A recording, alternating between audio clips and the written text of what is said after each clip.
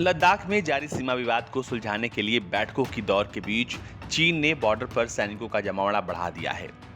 यही कारण है कि भारत को भी मिरर डिप्लॉयमेंट पॉलिसी के तहत 50,000 जवानों को तैनात करना पड़ा। भारत चीन सीमा पर सैनिकों की इस तैनाती को दशक का सबसे बड़ा सैन्य तनाव बताया जा रहा है। पिछले साल जून में गलवान हिंसा के बाद से दोनों देशों की सेनाएं पूरी तरह से एक दूसरे के साथ सीमा पर डटी हुई हैं। वॉल स्ट्रीट जर्नल की रिपोर्ट के अनुसार चीन ने गलवान हिंसा के दौरान तैनात सैनिकों की संख्या में 15,000 ज्यादा जवानों को इस बार तैनात किया हुआ है। भारतीय खुफिया और सैन्य अधिकारियों के अनुसार चीन की पीपल्स लिबरेशन आर्मी ने पिछले कुछ महीनों में धीरे धीरे अपनी सेना की उपस्थिति को बढ़ाकर 50,000 से ज्यादा कर दिया है। दोनों देशों ने तनाव के बीच सीमाई इलाकों में काफी ज्यादा बुनियादी ढांचों को विकसित किया है। इसमें सर्दियों के दौरान सैनिकों के रहने के लिए इंसुलेटेड केबिन और टेंट शामिल हैं। भारत और चीन के बीच अधिकांश सैन्य निर्माण पूर्वी लद्दाख में किया गया है। यहाँ गोगरा हॉट स्प्रिंग, देपसांग और डोकलाम में भारत और चीन की सेनाएं अब भी आमने सामने तैनात हैं।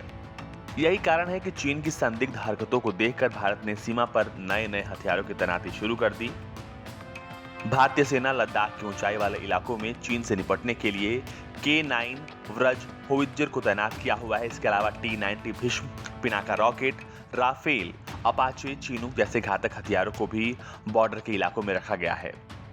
भारतीय सेना रूस में बने लाइट वेट स्प्रूट SD टैंक को खरीदने पर विचार कर रही है। इतना ही नहीं, इजराइल से खरीदे गए 4 हेरॉन TP ड्रोन भी LAC से LOC तक की निगरानी में तैनात किए जाएंगे।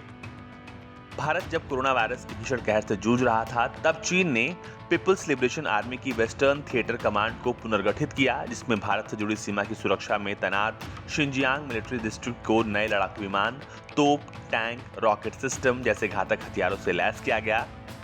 परंपरागत रूप से ताइवान के साथ तनाव की तुलना में चीन इस क्षेत्र को ज्यादा अहमियत देता है, लेकिन अब परिस्थितियां तेजी से बदली हैं।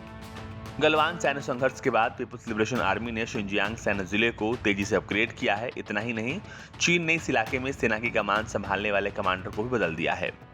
अब चीनी सेना के सबसे खूंखार माने जाने वाली LT 13वीं ग्रुप के कमांडर रहे लेफ्टिनेंट जनरल वांग काई को यह जिम्मेदारी सौंपी गई है। इस एलीट फोर्स को टाइगर्स इन द माउंटेन्स के नाम से जाना जाता है, जो पहाड़ी क्षेत्रों में लड़ाई करने में परंपरागत है। जिसके बाद से ये अंदेशा लगाया जाने लगा है कि चीन कहीं फिर से भारत के साथ धोखा करने का प्लान तो नहीं बना रहा।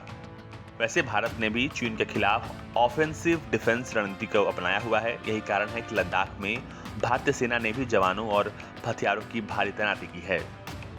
भारत ने पहले सीमा पर चीनी अतिक्रमण को रोकने के लिए सैनिक तैनात कर रखे थे, लेकिन अब दल बल में भारी वृद्धि करके जवाबी हमला करने और चीनी सीमा में प्रवेश करने की क्षमता भी हासिल कर ली है।